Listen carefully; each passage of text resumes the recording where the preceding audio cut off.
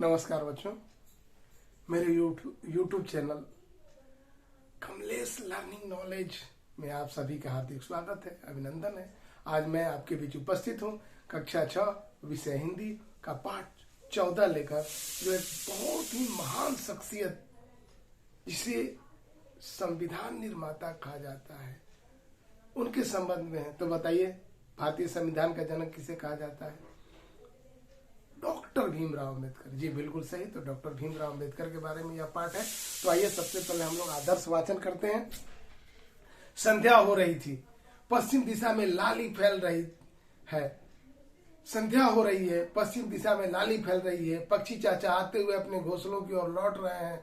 बड़ौदा के राजमार्ग पर पेड़ के नीचे एक युवक बैठा है। वह फूट फूट कर रो रहा है। आंसुओं का झरना लगातार झर रहा है। कोई धीरज नहीं देता उसे, कोई राह नहीं दिखाता उसे। अचानक वह उठ खड़ा हो जाता है। आंसू पोंछकर सोचता है, मैं अछूत हूँ, यह पाप है। किसने बनाई यह छुआछूत की व्यवस्था? किसने बनाया किसी को नीच किसी को ऊंच? भगवान ने? हरगिज नहीं, वह ऐसा नहीं कर सकता। वह सबको समान रूप से जन्म देता है। यह बुराई मनुष्य ने पैदा की है और मैं इसे मिटा कर रहूंगा। तो बच्चों, ये जो है डॉक्टर भीमराव अम्बेडकर के बारे में।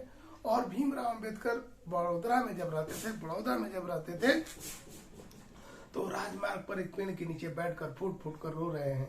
और वहां से उनमें आत्मबल जागृत होता है कि यह जो मनुष्य के द्वारा छुआछूत की भावना लाई गई है, ऊंच नीच की व्यवस्था लाई गई है, इसे मैं मिटा कर रहूंगा। और इस प्रकार वह निश्चय करके मुंबई लौट आते हैं। आइए हम उनके जन्म के बारे में जानते हैं। 14 अप्रैल 1891 ईस्वी को महूनगर, मध्य प्रदेश के महूनगर में रामजी सकपाल नामक एक मेजर सूबेदार के यहाँ डॉक्टर भीमराव अंबेडकर का जन्म होता है। वह अपने माता पिता की 14वीं संतान होते हैं। अल्प आयु में ही उनकी माता भीमाबाई का देहांत हो जाता है। फिर चाची मीराबाई के द्वारा उनका लालन पालन किया जाता है। बालक को प्यार से भीमा कहकर उनकी चाची बुलाती हैं। बाद में यही बालक भीमराव रामजी अंबेडकर के नाम से विख्यात हुआ।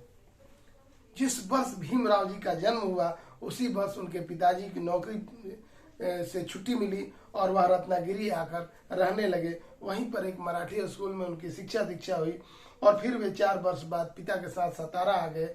1905 ईस्वी में रामाबाई नाम की कन्या से उनकी शादी हुई और 1907 ईस्वी में वह मैट्रिक की परीक्षा पास किए।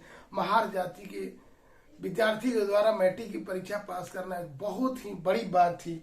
1913 ईस्वी में वो बीए किए और बड़ौदा के महाराज सियाजी राव गायकवाड़ के द्वारा उन्हें 25 रुपये छात्रवृत्ति दी गई। बीए पास करने के बाद उनके पिताजी का स्वर्गवास हो गया और महाराज उन्हें बुलाकर नौकरी पर रख लिए। लेकिन नौकरी पर उन्हें कट्टरपंथियों के आलोचना का शिकार होना पड़ा, विचारधारा का शिकार होना पड़ा, छुआछूत का शिकार होना पड़ा। चपरासी भी उन्हें फाइल फेंक कर देता था, उन्हें हाथ में नहीं पकड़ाता था। इस प्रकार वह व्यथित होकर नौकरी से इस्तीफा दे दिए और वो विदेश चले गए अध्ययन के लिए। महाराज ने उन्हें फिर छात्रवृत्ति दी और वो विदेश चले गए। कोलंबिया विश्वविद्यालय में पढ़ते समय भीमराव को अनेक अनुभव हुए। 1916 ईस्वी में कोलंबिया से लंदन पहुंचे और वहां 1 वर्ष विद्या अध्ययन के बाद वे मुंबई लौट आए। फिर महाराज गायकवाड़ ने उन्हें सेना में सचिव के पद पर बड़ौदा बुला लिया, किंतु वहां भी उन्हें घृणा का शिकार होना पड़ा, कट्टरपंथियों के भावना का शिकार होना पड़ा। कार्यालय में उन्हें पानी तक पिलाने वाला कोई नहीं रहता था। उनका हृदय टूट गया और आंखों में आंसू भरकर उन्होंने पुनः नौकरी छोड़ दी और मुंबई आ गए। विदेश में रहकर डॉक्टर भीमराव अम्बेडकर ने 2 पुस्तकें लिखी थी। धीरे धीरे उनकी विद्वता की धाक हर जगह फैल गई। मुंबई के एक कॉलेज में उन्हें प्रोफेसर का पद दिया गया। 2 वर्ष किसी भी तरह से वो नौकरी किए। वहां भी छुआछूत ऊंच नीच की भावना ने उन्हें उनका पीछा नहीं छोड़ा और तंग आकर 1920 ईस्वी में वो वहां से त्याग पत्र दिया और 1920 ईस्वी में एक मूक नायक साप्ताहिक अखबार उन्होंने निकालना प्रारंभ किया। संसाधनों के अभाव में उसे भी बंद करना पड़ा और फिर वे लंदन विद्या अध्ययन के लिए चले गए और वहां 3 वर्ष रहकर अर्थशास्त्र में डीएससी की उपाधि प्राप्त की और 1923 ईस्वी में वे मुंबई लौट आए। वहां कुछ मित्रों की सहायता से बहिष्कृत हितकर्णी सभा की स्थापना की और दलितों की समस्या का हल करना उनका मुख्य उद्देश्य था। 1927 ईस्वी में वे पुनः एक संस्था का निर्माण किए जिसका नाम बहिष्कृत भारत था। वे शूद्रों की आर्थिक स्थिति को सुधारना चाहते थे, वो बताना चाहते थे कि शूद्र कौन थे, और इन सभी बातों को लेकर उन्होंने अपनी एक पुस्तक लिखी जिसका नाम था शूद्र कौन थे। वह बहुत लोकप्रिय हुई और भारत के वायसराय ने उनकी योग्यता से प्रभावित होकर सचिव मंडल का उन्हें सदस्य बना दिया। 1947 ईस्वी में जब भारत स्वतंत्र हुआ तो स्वतंत्र भारत के प्रथम कानून मंत्री बने और कई पुराने कानूनों में सुधार का उन्होंने नींव रखा। हालांकि मतभिन्नता के कारण 1951 ईस्वी में उन्हें इस पद से त्याग पत्र देना पड़ा। अब वे सरकार से अलग होकर पूरी शक्ति के साथ दलितों की सेवा में जुट गए। 1955 ईस्वी में भारतीय बौद्ध महासभा की स्थापना की। स्वयं बौद्ध धर्म उन्होंने स्वीकार किया नागपुर में और सभी शूद्रों को, सभी लोगों को उन्होंने आह्वान किया कि आप भी बौद्ध धर्म स्वीकार करिए। 6 दिसंबर 1956 ईस्वी को अपने लाखों पीड़ितों को छोड़कर वे मृत्यु को प्राप्त किए। दलित कहे जाने वाले डॉक्टर भीमराव अंबेडकर को आज सारा समाज जो है बाबा साहब के नाम से पुकारता है, उन्हें आदर देता है। बाबा साहब बहुत ही परिश्रमी थे, 18 घंटा प्रतिदिन मेहनत करते थे, पढ़ते थे। गप सप, सिनेमा, क्रिकेट वगैरह में वो बिल्कुल दिलचस्पी नहीं रखते थे और इतने अच्छी ढंग से किसी बात को रखते थे। उनके संभाषण को, उनके भाषण को लोग सुनने के लिए ललायत रहते थे और उनका तर्क जो होता था वह अकाट्य होता था। इस प्रकार वे दलितों के उत्थान के लिए बहुत काम किए, छुआछूत को मिटाने के लिए बहुत काम किए। वह संविधान प्रारूप समिति के अध्यक्ष भी रहे और संविधान लिखने में उनकी महती भूमिका रही। इसीलिए पूरा राष्ट्र संविधान निर्माता के नाम से जानता है। तो ऐसे महान विभूति को सत सत नमन करते हुए मैं इस पाठ को यही विराम करता हूँ। आइए अब हम लोग इसके प्रश्न उत्तर पर चर्चा करें। पहला प्रश्न, डॉक्टर अंबेडकर के योगदानों की चर्चा कीजिए। तो डॉक्टर अंबेडकर का सबसे बड़ा योगदान भारत के संविधान निर्माण में रहा। उन्होंने मूक नायक नामक पत्रिका निकाली, शूद्र कौन थे उन्होंने पुस्तक लिखी, बहिष्कृत हितकर्णी सभा की स्थापना की, बहिष्कृत भारत की स्थापना की, कई किताबों को उन्होंने लिखा और अपनी विद्वता की धाक हर तरफ जमाई। और यही नहीं, उन्होंने 1955 ईस्वी में भारतीय बौद्ध महासभा की स्थापना की, स्वयं बौद्ध धर्म ग्रहण किया और इस प्रकार नव भारत के निर्माण में उनका योगदान बहुत ही सराहनीय रहा। दूसरा प्रश्न देखते हैं, डॉक्टर अंबेडकर ने बौद्ध धर्म क्यों स्वीकार किया? क्योंकि बौद्ध धर्म समानता पर आधारित था, वहां कोई छुआछूत की भावना नहीं थी, इसलिए डॉक्टर भीमराव अंबेडकर ने बौद्ध धर्म को स्वीकार किया। डॉक्टर अंबेडकर ने बड़ौदा महाराज की नौकरी क्यों छोड़ दी? डॉक्टर भीमराव अंबेडकर को बड़ौदा के महाराज ने 2 बार नौकरी दिया, लेकिन हर बार उन्हें नौकरी के दौरान छुआछूत का सामना करना पड़ा। ऊंच नीच की भावना से वो द्रवित हो उठे, व्यथित हो उठे। चपरासी भी उन्हें फाइल फेंक कर देता था, उन्हें कोई पानी पिलाने वाला नहीं था। यह सब देखकर उनका हृदय व्यथित होता था और इस प्रकार वो व्यथित होकर नौकरी से इस्तीफा दे दिया, त्याग पत्र दे दिया। डॉक्टर अंबेडकर, चौथा प्रश्न, डॉक्टर अंबेडकर के विचारों से आप कहाँ तक सहमत हैं और क्यों? मैं डॉक्टर अंबेडकर के विचारों से पूर्णतः सहमत हूँ। समाज में समानता का भाव होना चाहिए, सबको समान अधिकार होनी चाहिए, छुआछूत की भावना एकदम नहीं होनी चाहिए। सारे लोग भगवान के संतान हैं और सभी में समानता होनी चाहिए, आपसी व्यवहार अच्छा होना चाहिए। इस समाज में न कोई ऊंच है न कोई नीच है, सभी प्रभु के संतान है। ये विचार सबके होने चाहिए, जैसा कि बाबा भीमराव अंबेडकर समझते थे। आइए अब स्तंभ को और ख में मिलान करें। आप देखें,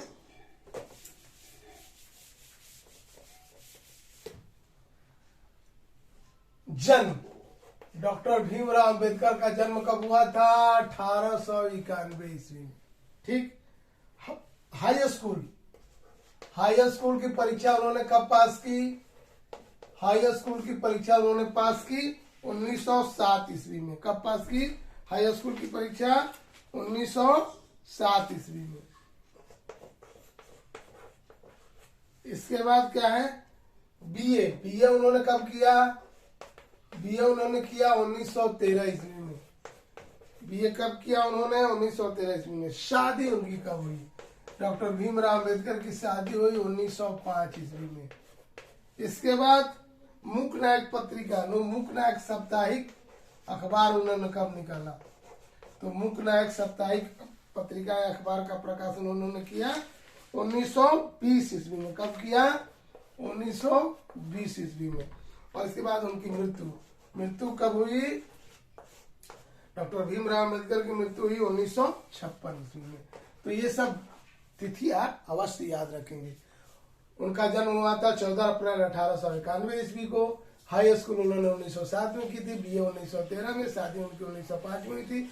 मूकनायक साप्ताहिक अखबार उन्होंने 1920 में निकाला था। और उनकी मृत्यु जो है वह 1956 ईस्वी में 6 दिसंबर 1956 ईस्वी को उनकी मृत्यु हुई थी।